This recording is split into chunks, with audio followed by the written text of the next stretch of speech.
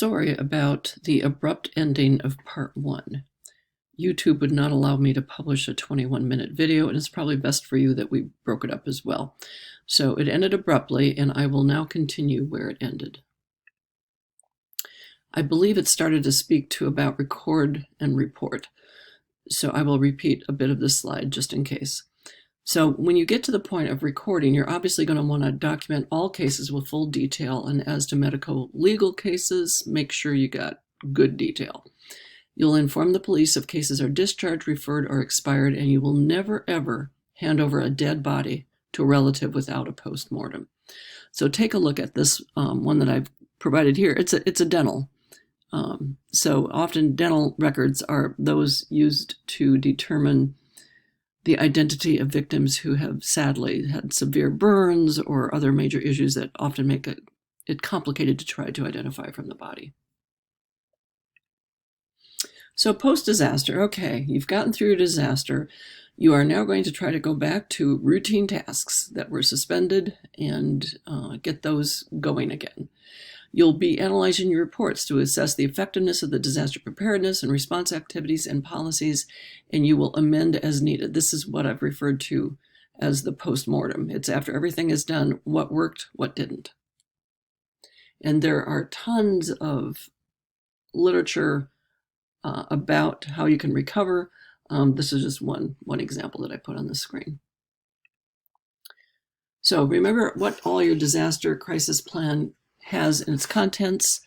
When you are doing your post-mortem, you will review these to make sure that everything worked, and hopefully people took notes on what wasn't working during the disaster so that you can modify as needed.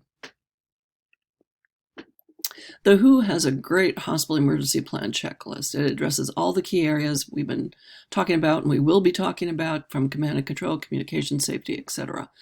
So I again commend many of these additional resources to your reading, as it can be helpful if you end up being a party that's assigned to do any one of many tasks during a disaster.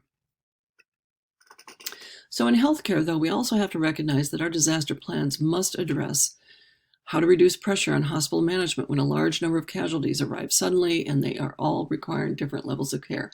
That's where your practice, your drills come in so handy. Activate immediately to provide efficient care within a short time period. I just mentioned the mock drills. Action plan stats with the formation of your disaster committee or your incident command group, and making sure that you've got adequate storage of supplies in your ER, as that is often the place that's hit hardest first. Again, depending on the severity of the disaster and the type, the hospital, if that's your organization, may be at the center.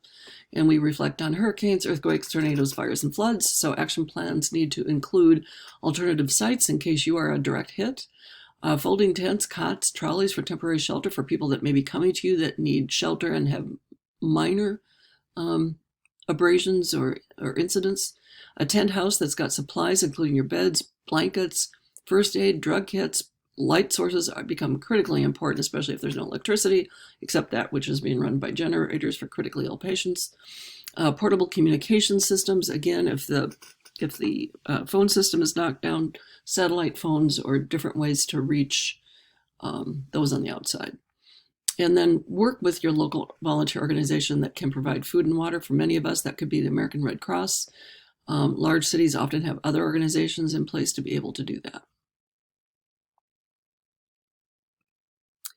External disasters. So I just spoke about internal, but now most of our disasters are usually outside of our organization, and yet we must be able to respond, determine that the source is real, get your disaster plan going, create your space, your services, your records. We'll be talking more about PR and traffic control and how to protect your personnel, which became such a big deal with COVID-19, and then chemical decontamination if needed. So in review, look at your purple circle in the center. Integrated disaster management has the 4 components: mitigation, preparedness, response, and recovery. And then the larger bubbles on the outside kind of talk about what activities go with each. It's a good summary slide to have on hand.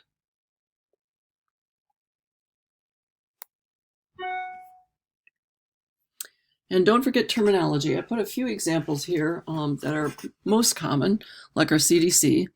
The COOP, the Continuity of Operations Plan, people often refer to as the COOP, and you may not know what they're talking about. EMS is probably familiar to all of you. SOP, Standard Operating Procedures, how to deal with surge capacity, and also triage. And there are many, many more terms, just sort of wanted to make you aware of them, and if interested, you can study up on the terms that you'll often find in many textbooks and other sources. So, in closing this part, let's chat with an emergency management expert to gain further insight. You will find this as a separate video under your module. And again, I apologize for the need to break these two. I didn't realize I had talked so long. So let's hear from Shelley Starry.